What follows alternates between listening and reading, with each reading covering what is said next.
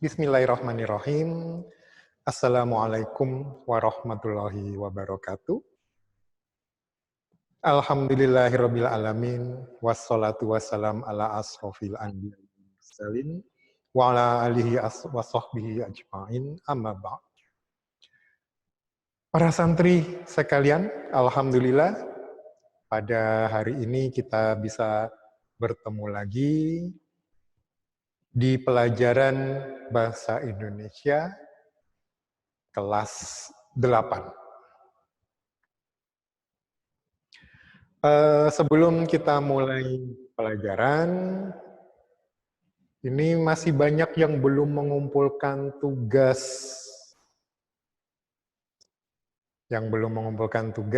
Ustadz masih menunggu tugasnya, tetapi karena terlambat, Ustadz akan mengurangi nilainya. Ada Ustadz yang tidak mau menerima kalau terlambat. Tapi kalau Ustadz masih mau menerima supaya nilai kalian tidak kosong, tapi nilainya akan Ustadz kurangi. Ada pesan dari Haikal. Ustadz, Ana izin karena masih ada keluarga Ana, jadi nggak bisa on kamera dan mic. Oke. Hari ini kita masih membahas tentang berita seputar Indonesia. Bab 1, pelajaran bahasa Indonesia. Semua sudah menyiapkan buku paket dan juga buku catatan?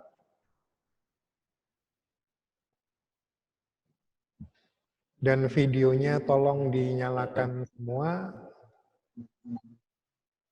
Kameranya tolong dinyalakan semua.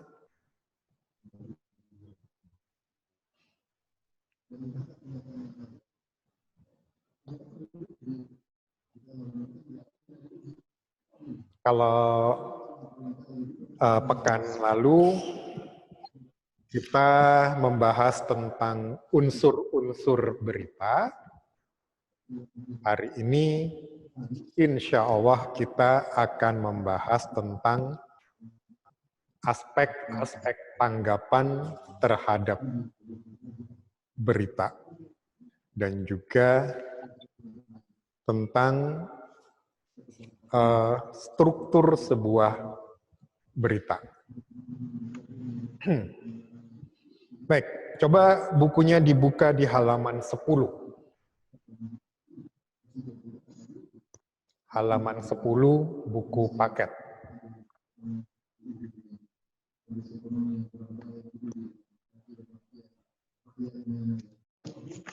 Kalau sudah,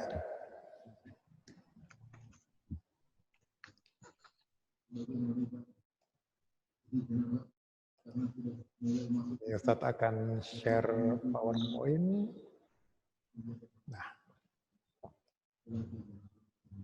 ini yang kalian lihat di halaman 10 buku paket kalian.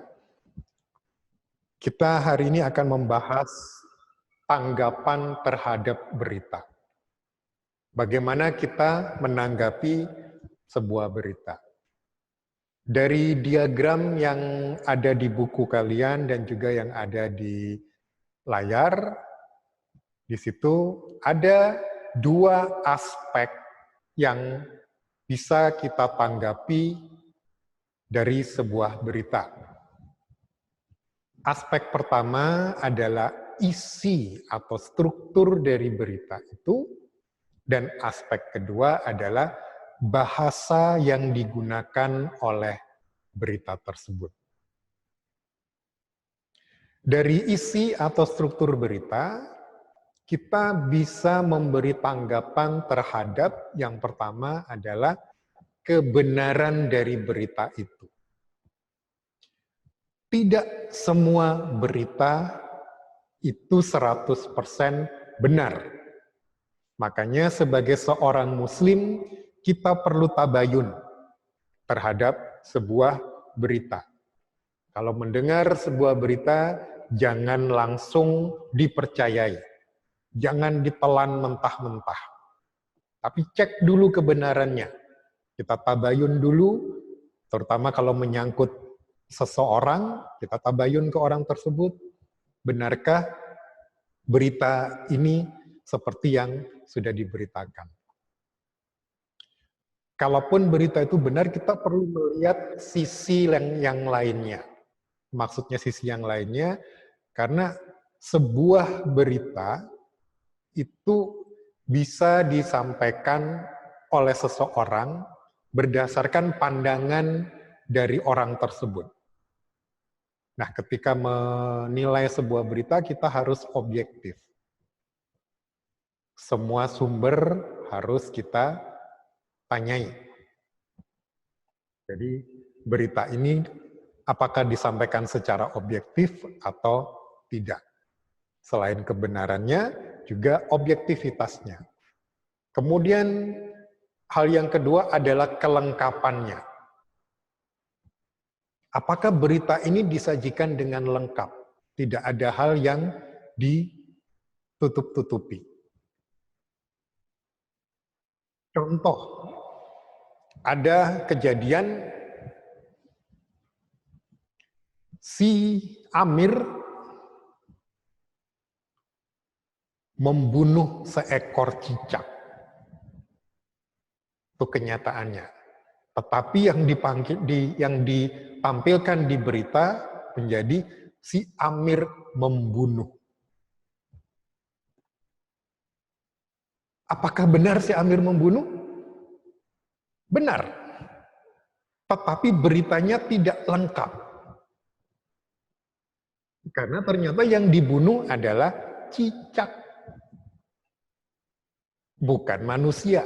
Tapi berita supaya menjual, orang banyak mau membeli surat kabarnya atau menonton programnya, kadang dibuat berita ini menjadi seolah-olah sesuatu yang besar. Padahal tidak selalu seperti itu. Makanya kita perlu tabayun terhadap kebenarannya, keobjektivitasannya, dan juga kelengkapannya. Kemudian dari segi bahasa, yang bisa kita tanggapi adalah penggunaan kalimatnya. Apakah kalimat yang digunakan ini sesuai dengan penonton atau pembaca? Kalau majalah untuk anak-anak, kalimat yang digunakan harus bisa dipahami oleh anak-anak. Kalau untuk remaja, kalimatnya juga harus bisa dipahami oleh remaja. Pilihan kata-kata juga begitu. Bisa dipahami oleh remaja, tapi pilihan kata-katanya tidak bersifat remaja, akhirnya sasarannya para remaja akan merasa tidak terlalu berminat untuk mengikuti berita itu. Karena kadang remaja mempunyai bahasa tersendiri. Daripada mengatakan sok tahu, para remaja biasanya menggunakan sotoy. Nah, itu bahasa remaja. Walaupun itu bukan bahasa yang baik untuk berita, tapi contohnya bisa seperti itu. Baik, sebelum Ustadz lanjutkan, ada yang mau ditanyakan tentang aspek-aspek tanggapan terhadap berita. Silakan, kalau mau bertanya, bisa langsung dinyalakan mikrofonnya, sebut namanya, bertanya, atau melalui chat bisa juga.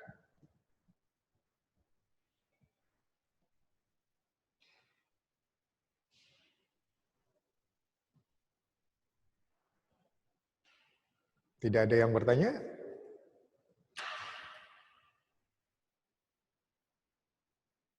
Oke, ada yang perlu dicatat? Tidak ada? Ustadz lanjutkan ya. Nah, tadi untuk menanggapi berita, aspek-aspeknya seperti yang tercantum di layar atau di buku kalian di halaman 10. Di halaman 11 di buku kalian ada latihan kegiatan 1.5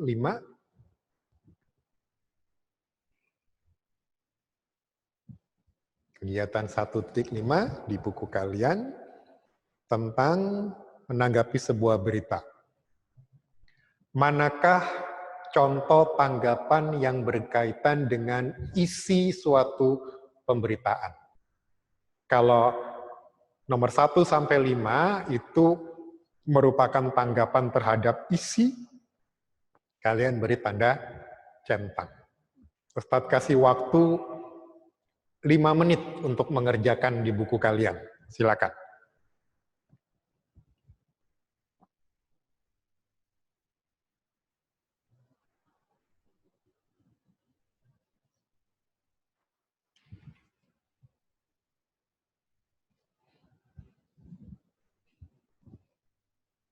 Semuanya mengerjakan di buku masing-masing.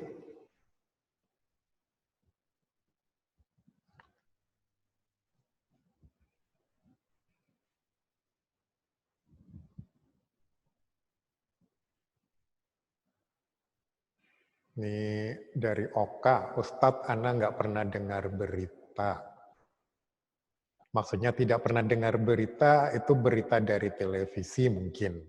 Tapi kan bisa mendengar berita dari orang lain.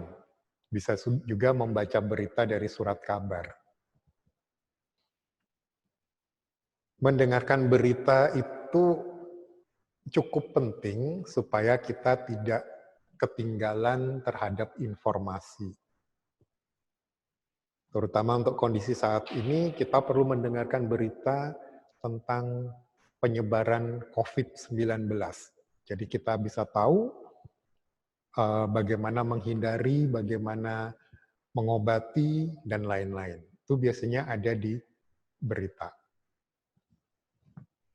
Berita tidak hanya disajikan di dalam acara berita. Kadang berita bisa juga disampaikan secara lisan dari orang ke orang.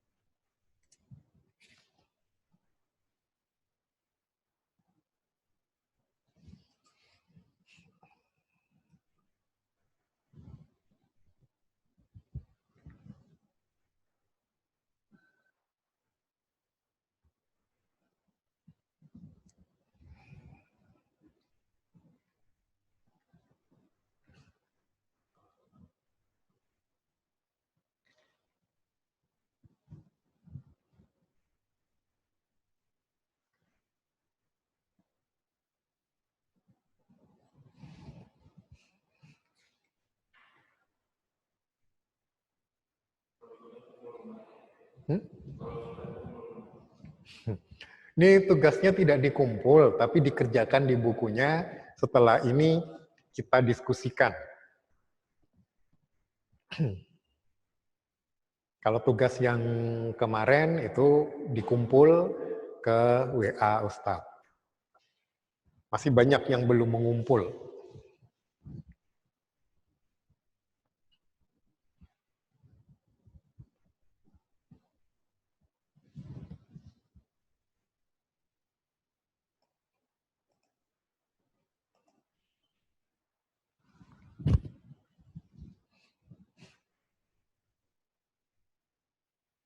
Sudah selesai semua? Baik, kalau sudah selesai, kita diskusikan. Ustadz tunjuk, yang Ustadz tunjuk, mikrofonnya dinyalakan, kemudian membaca soalnya, dan kemudian mengatakan apakah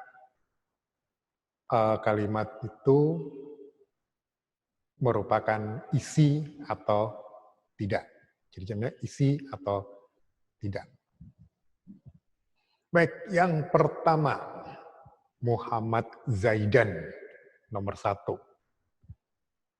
Silakan dibuka mikrofonnya, dibaca soalnya, kemudian isi atau tidak.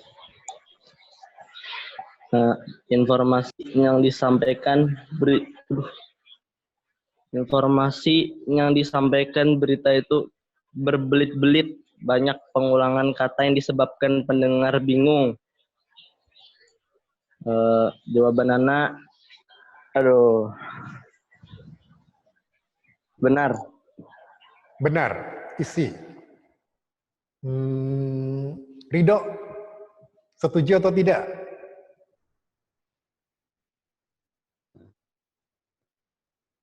Apakah nomor 1 ini isi atau bukan?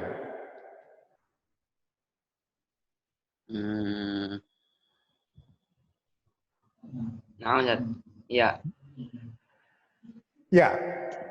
Ya. Oke. Matikan mikrofonnya. Sekarang kita lihat nomor 1. Informasi yang disampaikan berita itu berbelit-belit. Banyak pengulangan kata yang menyebabkan pendengar bingung. Yang berbelit-belit apa? Isinya atau kalimatnya? Kalau berbelit-belit berarti kalimatnya. Kalau kalimatnya berarti nomor 1 ini adalah tanggapan terhadap bahasa.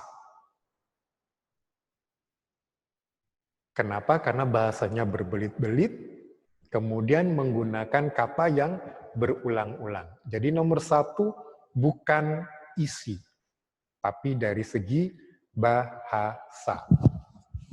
Oke, nomor 2. Menggeser bisa? Oh, paling bawah ini. Oke, Sastra Hidayatul Zikr. Silakan dibaca nomor 2 dan dijawab. Isi pemberitaan itu sudah diberitakan oleh stasiun televisi lainnya. Jadi, isi berita tidak ada yang baru dan layak saya simak lagi. Benar itu. Benar. Kita lihat. Iya. Sayat nomor 2. Apakah benar ini yang dibahas isinya setuju dengan sastra atau tidak? Setuju. Setuju. Baik, jazakallahu khairan. Nomor 2. Isi pemberitaan itu sudah diberitakan oleh stasiun televisi lainnya. Jadi isi berita tidak ada yang baru dan layak saya simak lagi. Ini jelas karena isi pemberitaan. Jadi nomor 2 benar. Yang dibahas adalah tentang isi. Nomor 3.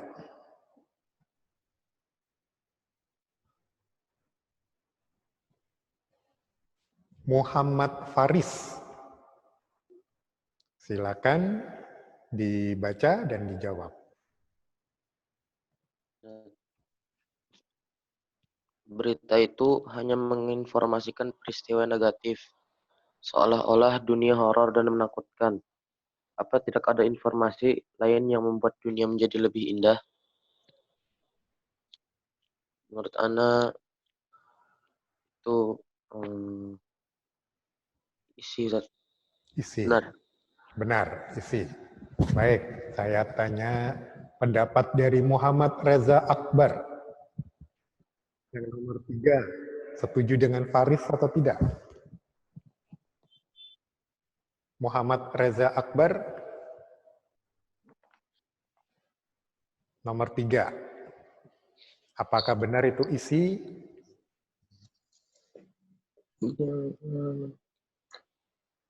Ya benar Ustadz. Benar. Jazakallahu khairan. Kita lihat nomor 3. Berita itu hanya menginformasikan peristiwa negatif. Menginformasikan, berarti kita menginformasikan isi. Seolah-olah dunia, ini terhalang. Seolah-olah dunia horor dan menakutkan. Apa tidak ada informasi lain yang membuat dunia menjadi lebih baik? Ini tentang isinya. Oke, ini ada pertanyaan. Tugas yang kemarin terakhir dikumpulkan kapan? Tugas kemarin terakhir dikumpulkan kemarin, jam 3 sore. Tapi kalau belum mengumpulkan, kumpulkan saja. Cuma nilainya saya kurangi daripada nilainya 0. Kemudian Bagas kurang paham. Oke, Bagas kurang paham yang mana? Silakan Bagas kalau mau ada yang ditanyakan. Ayo. Tidak pahamnya yang mana, Bagas?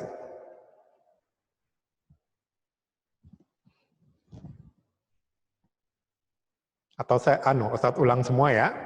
Jadi kalau kita menanggapi sebuah berita, itu ada 2 aspek yang bisa kita tanggapi. Pertama tentang isi berita, jadi apa yang disampaikan oleh berita tersebut. Kemudian yang kedua tentang bahasa yang digunakan. Bagaimana bahasa dari berita. Kalau isi itu yang bisa kita tanggapi tentang kebenaran berita itu, objektivitas berita itu, dan lengkap atau tidaknya sebuah berita. Kalau dari segi bahasa, yang bisa kita tanggapi adalah kalimat yang digunakan, sesuai atau tidak. Kata-kata yang dipakai. Apakah kata-kata ini kata-kata yang sopan atau tidak. Kata-kata yang mempunyai arti lebih dari satu atau tidak. Tuh. Itu untuk Bagas ya. Oke, kemudian untuk mengecek apakah Bahas paham atau tidak, Bagas tolong videonya dibuka. Nomor 4 buat Bagas. Silakan dibaca dan dijawab.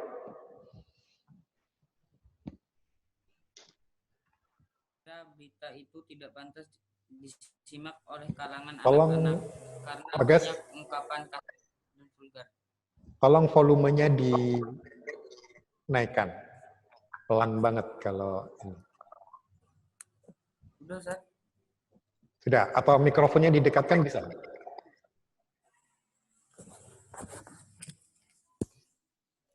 Ya. Saya kira berita itu tidak pantas disimak oleh kalangan anak-anak karena banyak ungkapan kasar dan vulgar.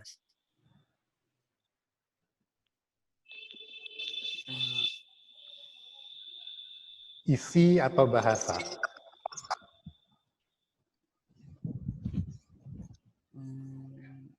Bahasa, Ustaz. Bahasa. Bagus. Masya Allah, Alhamdulillah berarti Bagas sudah jelas. Jadi saya kira berita itu tidak pantas disimak oleh kalangan anak-anak karena banyak ungkapan kasar dan vulgar. Yang kasar dan vulgar tentunya dari segi bahasanya. Jadi kadang ada berita yang memang menggunakan kata-kata yang tidak sopan, yang kasar, sehingga anak-anak tidak cocok untuk menyimaknya. Baik, yang nomor 5.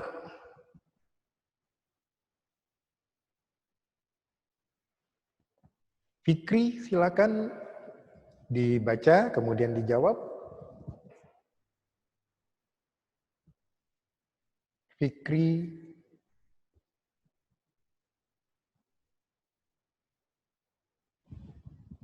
Mana Fikri?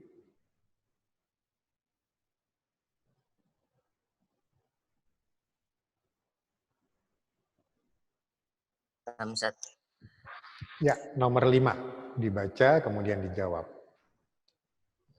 Kalau disampaikan dengan ungkapan yang sederhana, saya kira informasi yang disampaikan tadi malam akan mudah diikuti oleh setiap kalangan, hanya dipahami oleh kalangan intelektual. Isi atau bahasa?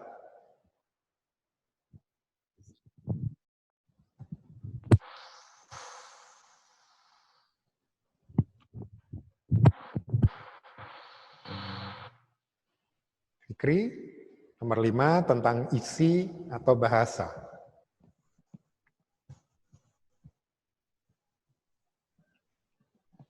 Bahasa, Ustaz. Bahasa. Masya Allah.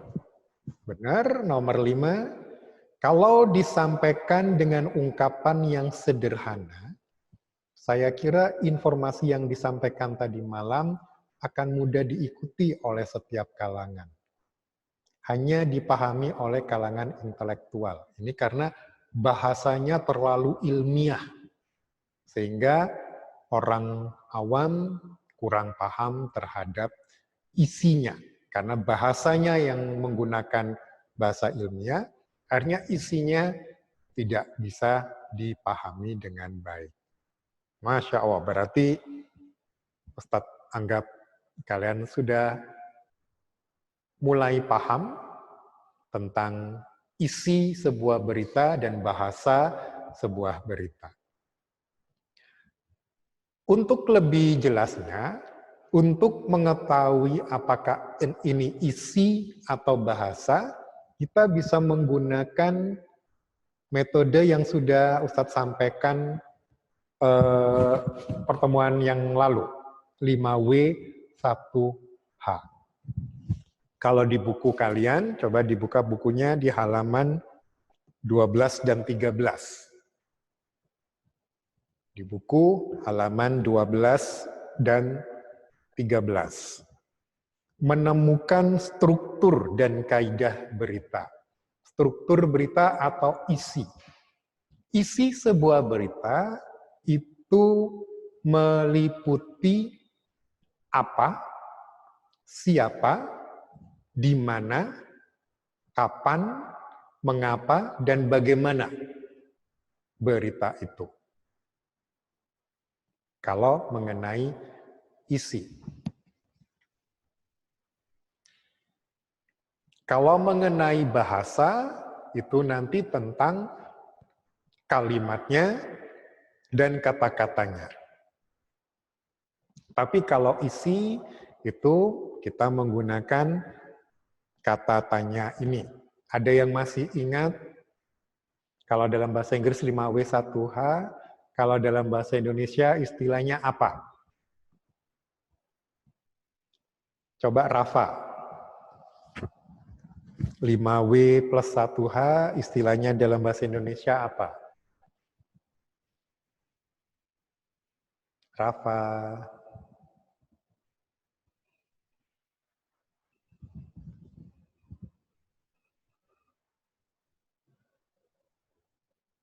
Mana Rafa?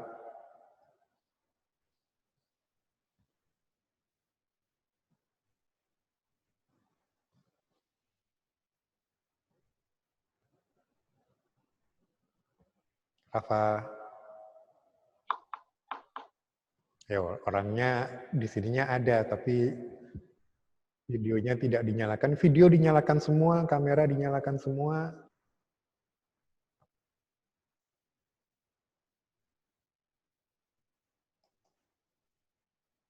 Nggak ada Rafanya.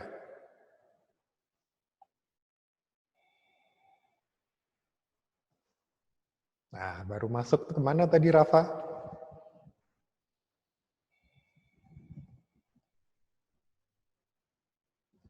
Ayo Rafa. Kalau dalam bahasa Inggris istilahnya 5W1H. Nah, dalam bahasa Indonesia istilahnya apa? Silakan Rafa.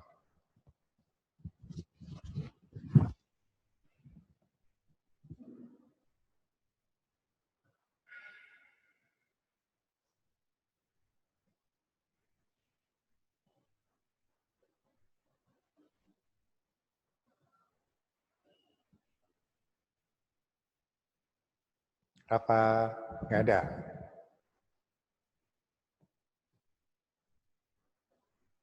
Kalau tidak ada, tolong dibantu Muhammad Aflah. Aflah, apa istilah 5W plus 1H dalam bahasa Indonesia?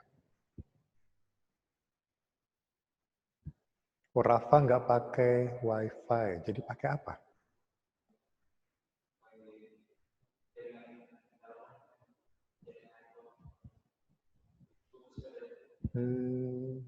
Rafa putus-putus ya.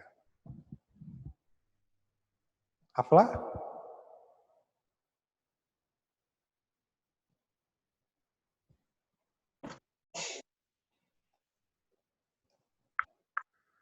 Anak Afla?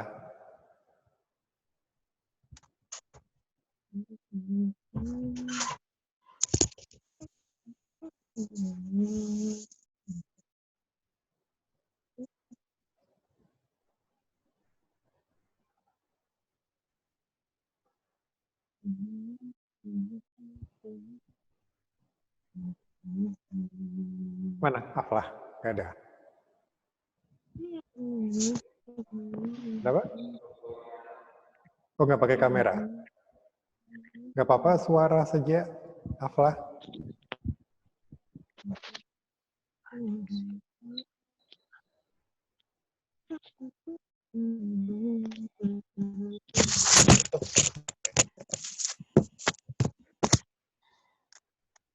Ya, silakan Afla. Kalau bahasa Inggrisnya 5W1H, istilah bahasa Indonesianya apa? Tahu? Pekan lalu sudah Ustadz sampaikan.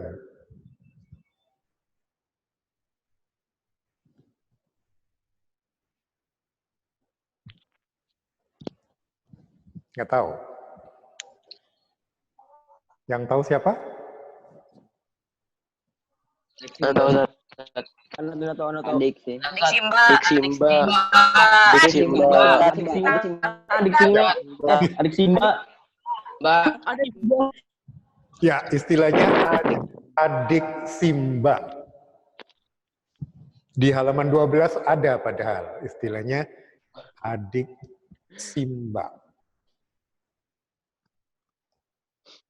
Jadi ini tadi apa, siapa, di mana, kapan, mengapa, bagaimana. Kalau disingkat dalam bahasa Indonesia menjadi adik Simba. Kemudian struktur sebuah berita, kalau ini tadi tentang isinya, struktur berita itu biasanya mengikuti pola seperti ini. Jadi ada judul berita, kemudian ada kepala berita. Biasanya kalau di surat kabar, kepala berita ini ditulis dengan huruf yang lebih besar ukurannya dibandingkan tubuh beritanya. Kadang juga dicetak lebih tebal. Kemudian ada tubuh berita, kemudian terakhir ekor. Sebenarnya kepala berita ini adalah latar belakang dari berita. Tubuh berita ini merupakan isi berita yang utama. Dan ekor ini adalah kesimpulan dan penutupnya. Tuh. Nah, ini kaitannya dengan isi dan struktur. Jadi kalau isi itu kita menggunakan pertanyaan adik Simba. Kalau struktur itu terbagi menjadi 3 berita, ada kepala berita, ada tubuh berita, dan ada ekornya. Atau latar belakang, isi, dan kesimpulan atau penutup. Silakan, kalau ada yang mau bertanya tentang isi dan struktur berita. Ustadz kasih kesempatan untuk bertanya.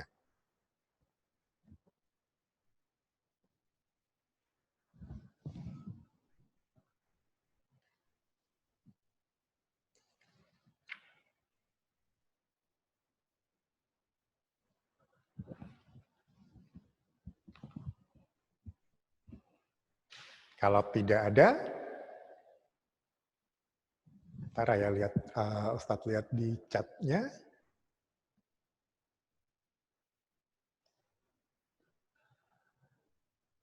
Nggak ada juga. Alhamdulillah, berarti isi dan struktur berita insya Allah sudah dipahami. Ustadz lanjutkan dengan yang kedua, yaitu bahasa. Mengenai kaidah-kaidah kebahasaan, itu bisa dilihat di buku halaman 15 sampai 17. Tapi di layar juga sudah Ustadz tampilkan.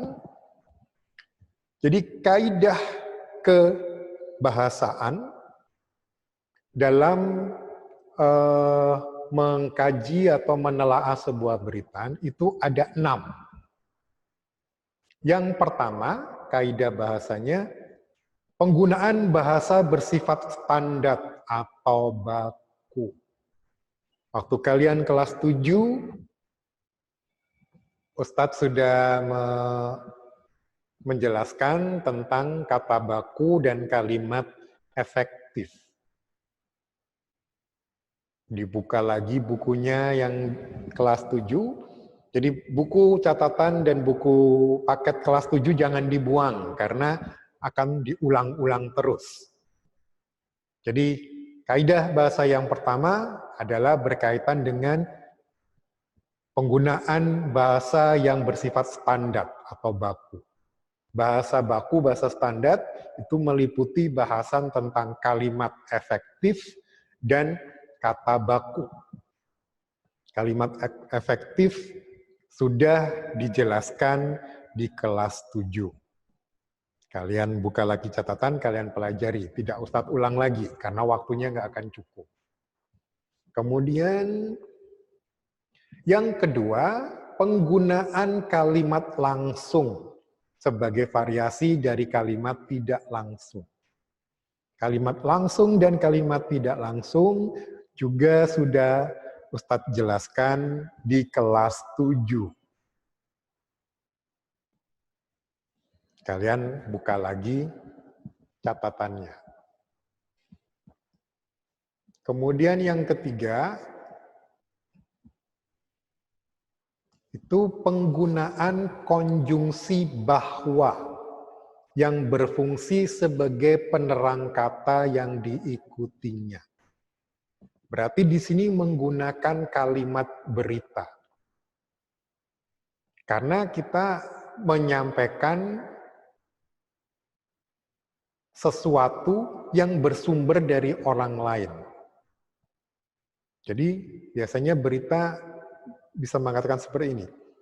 Bapak Presiden menyatakan bahwa, untuk membedakan antara apa yang disampaikan dengan siapa yang menyampaikan, kita menggunakan kata penghubung bahwa. Ini contohnya. Sejumlah staf Apple Manado mengatakan, ini yang mengatakan adalah staf Apple Manado. Apa yang dikatakan? Kepala Apple Manado sudah pulang. Bahwa memisahkan antara yang menyampaikan dengan apa yang disampaikan. Contoh kedua, Aryana mengatakan bahwa ibunya pingsan dan tidak ada satupun orang di rumah yang bisa membawa ke rumah sakit. Siapa yang mengatakan? Aryana. Apa yang dikatakan oleh Aryana? Bahwa ibunya pingsan dan tidak ada satupun orang di rumah yang bisa membawa ke rumah sakit. Jadi, Ustadz ulangi, kata penghubung atau konjungsi bahwa itu untuk memisahkan antara orang yang mengatakan dengan apa yang dikatakan. Kalau dalam berita berarti antara sumber berita dengan isi berita. Dari 3 ini, kalau ada yang mau ditanyakan, silakan. Ustadz pelan-pelan saja supaya kalian paham. Kalau ada yang mau ditanyakan, silakan bertanya.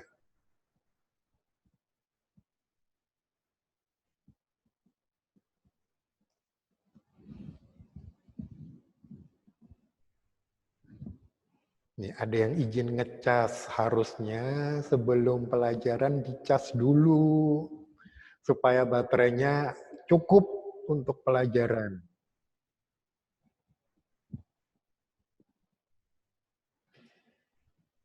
Ini keluar masuk. Kenapa keluar masuk? Apa masalah jaringan? Tidak ada yang bertanya?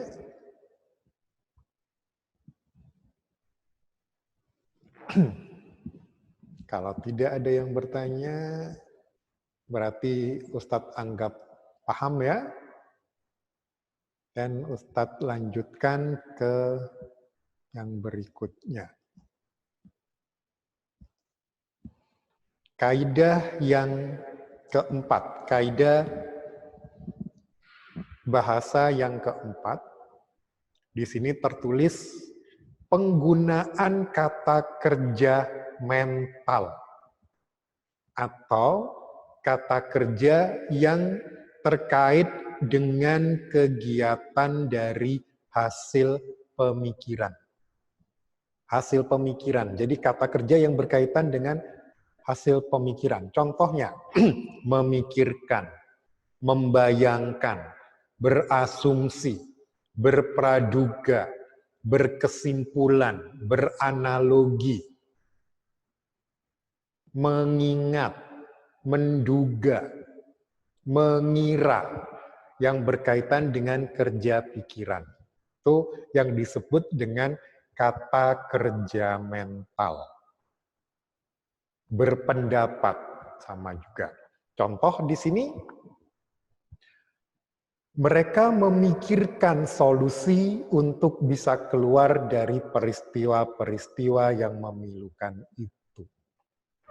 Kata kerja mentalnya berarti memikirkan. Kata kerja yang berkaitan dengan kegiatan otak. Nomor 2, warga membayangkan seandainya hujan itu kembali turun dengan terus-menerus. Membayangkan. Pekerjaan mental, pikiran, atau otak. Itu yang keempat. Yang kelima, penggunaan fungsi keterangan waktu dan tempat. Karena unsur berita ada unsur waktu, kapan, tempat, di mana. Orang pasti akan ingin tahu. Kalau kita menyampaikan sebuah berita, kita ingin tahu kapan terjadinya dan di mana terjadinya. Makanya dari segi bahasa pun berita menggunakan fungsi keterangan waktu dan tempat. Contohnya, sekitar pukul 12.45 WIB. Waktu. Kapan? Sekitar pukul 12.45 WIB. Langit Riau tampak mendung. Kapan terjadinya? Sekitar pukul 12.45 WIB. Nomor 2. Gempa dengan kekuatan 5,4 skala Richter menerjang Maluku pagi ini. Di mana? Maluku. Kapan? Pagi ini. Ada keterangan waktu dan ada keterangan tempat. Makanya tugas pertama dulu, Ustadz sudah memberikan juga berita tentang sekitar kalian. Di situ juga Ustadz menanyakan di mana dan kapan.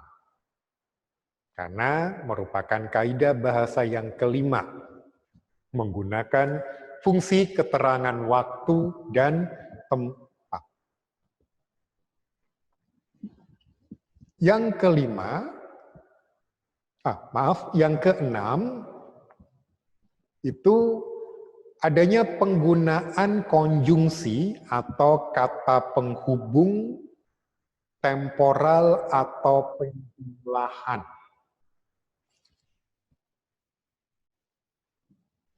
Jadi kata penghubung yang menunjukkan waktu yang berurutan. Contohnya kemudian, sejak, setelah, awalnya, akhirnya. Jadi menunjukkan rangkaian waktu.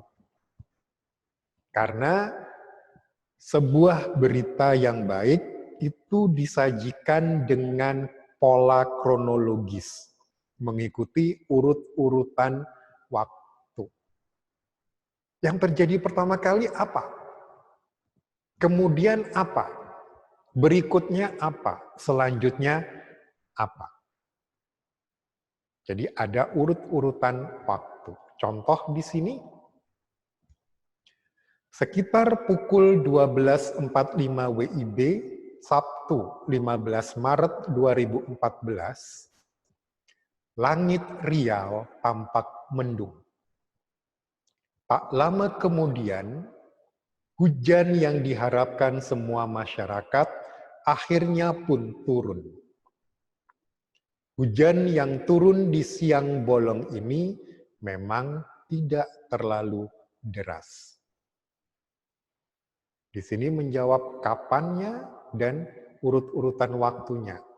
Yang terjadi pertama, langit tampak mendung, kemudian hujan.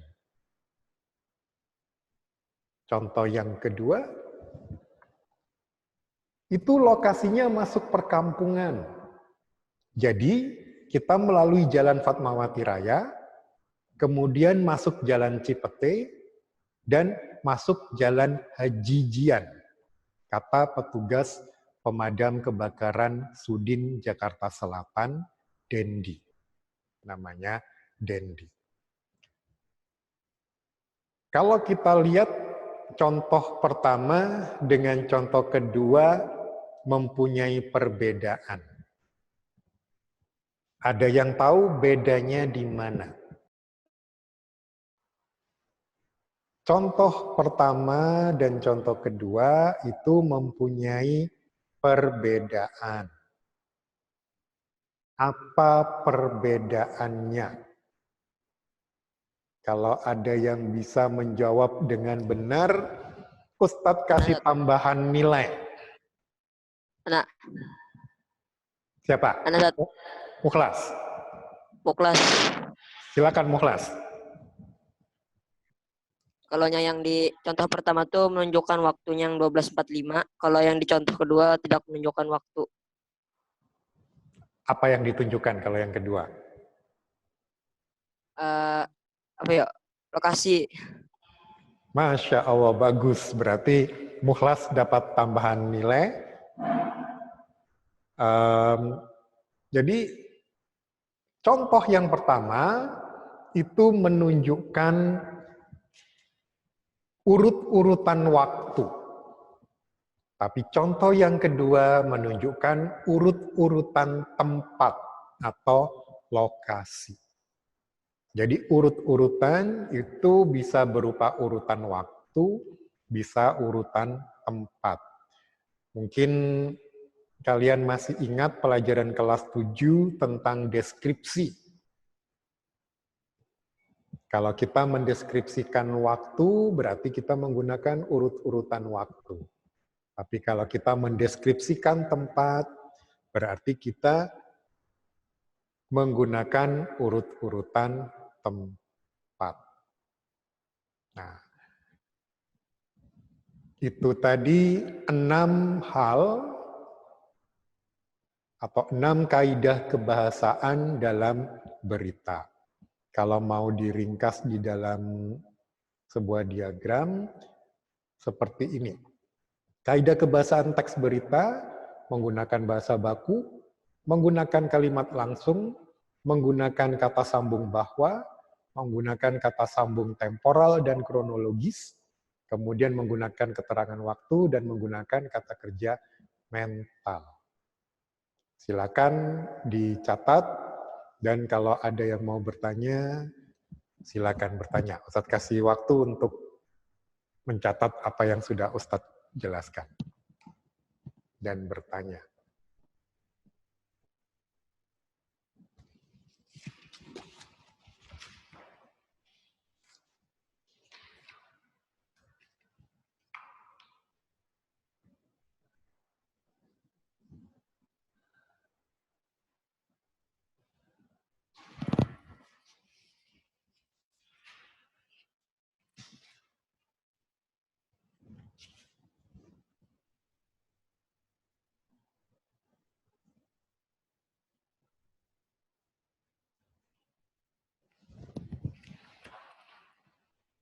Sambil mencatat, menulis, Ustadz ulangi.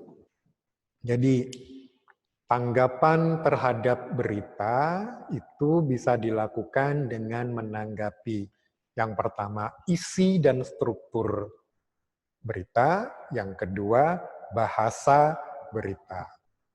Untuk isi dan struktur berita, kita menggunakan kata bantu adik Simba untuk menentukan isinya. Kalau strukturnya, struktur berita itu terdiri dari kepala berita, tubuh berita, dan ekor berita. Kalau dari segi kaidah bahasa, itu ada 6 hal, yaitu menggunakan bahasa baku, menggunakan kata kerja mental, menggunakan kalimat langsung, menggunakan keterangan waktu, menggunakan konjungsi bahwa dan konjungsi temporal dan kronologis. Silakan yang mau bertanya.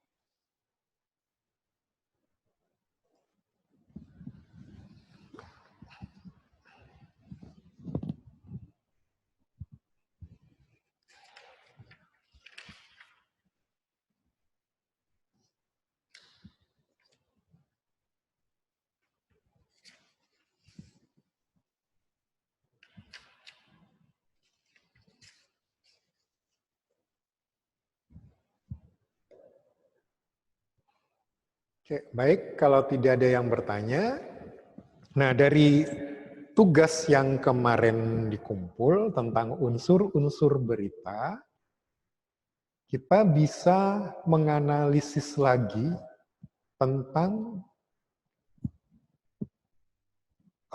isinya, kalau isinya seperti yang sudah kemarin. Nah, yang bisa kita tentukan lagi adalah menganalisis kaidah kebahasaan dari teks berita. Nanti dari 5 berita yang menjadi tugas kemarin, coba dipilih satu berita, tentunya berita yang tertulis, bukan yang didengar dari radio atau dilihat di televisi, tapi berita yang tertulis. Nah, coba dianalisis kaidah bahasanya dari 6 ini. Caranya bagaimana? Kalau kalian ngambil dari koran, maka koran itu bisa dicoret-coret. Kalau kalian mengambil dari internet, bisa di-print. Kemudian coba diberi tanda. Kalau contoh bahasa baku, misalkan diberi garis bawah warna merah. Kemudian yang kalimat langsung di garis bawah warna hitam. Yang menggunakan bahwa di garis bawah dengan warna biru. Yang menggunakan konjungsi temporal dan kronologis seperti selanjutnya ketika itu di kotak dengan kotak warna merah. Yang menggunakan keterangan waktu di kotak dengan warna hitam. Yang menggunakan kata kerja mental di kotak dengan warna biru. Nanti kalau sudah selesai di foto, dikirimkan ke Ustadz. Paham? Jadi tugas berikutnya untuk pekan depan dikumpul hari Selasa jam 3 paling lambat, itu dari tugas kemarin kan sudah membaca 5 berita. Kalian pilih 1 berita saja untuk dilihat kaidah bahasanya. Kalau di layar kalian lihat ada 6 kaidah bahasa. Nah, itu kalian beri tanda yang berbeda-beda. Misalkan tadi Ustadz mencontohkan kalau yang bahasa baku di garis bawah warna hitam atau warna merah, kalimat langsung yang warna merah, konjungsi bawah warna biru, yang konjungsi temporal di kotak warna hitam, keterangan waktu di kotak warna merah, yang kata kerja mental di kotak warna biru. Atau kalau yang punya spidol, bisa di garis bawah dengan warna-warna yang berbeda. Tapi jangan lupa dikasih keterangan. Warna biru itu apa? Misalkan dicoret biru, set, sama dengan bahasa baku. Bawahnya warna merah, kalimat langsung. Supaya Ustadz tahu. Yang punya stabilo, boleh pakai stabilo. Tuh, jadi boleh menggunakan apa saja. Mau menggunakan pensil warna, silakan. Spidol, silakan. Mau menggunakan krayon, silakan. Warnanya beda-beda, kalau sudah difoto dan dikirimkan fotonya ke Ustadz, jangan lupa dikasih nama. Karena beberapa santri masih lupa mau menulis nama. Ya, siapa yang mau bertanya? Mas, kalau beritanya pendek jadi tulis boleh, Ustaz? Kenapa? Kalau beritanya pendek ditulis saja boleh lah. Kalau beritanya pendek, mau ditulis ulang silakan. Tapi jangan lupa menuliskan sumbernya. Kemudian setelah ditulis, dikasih warna-warna yang berbeda tadi. Ada lagi yang mau bertanya? Jadi tugasnya itu ambil 1 dari tugas yang kemarin, 5 berita, ambil 1 saja, kemudian dikaji, dianalisis berdasarkan kaidah kebahasaan. Seperti yang sekarang sedang tampil di layar. Kemudian kalian kasih warna yang berbeda-beda untuk setiap kaidah. Apakah bahasa baku, kalimat langsung, dan lain-lain. Kalau yang bahasanya singkat atau bersumber dari televisi atau radio, mau ditulis ulang boleh. Tapi kalau yang tidak, yang langsung ambil dari koran, korannya langsung saja yang diwarnai. Kalau mengambil dari internet, di-print dulu.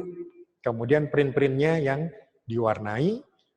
Jangan lupa dikasih keterangan, warna ini untuk apa, kemudian dikasih namanya. Ada lagi yang mau ditanyakan?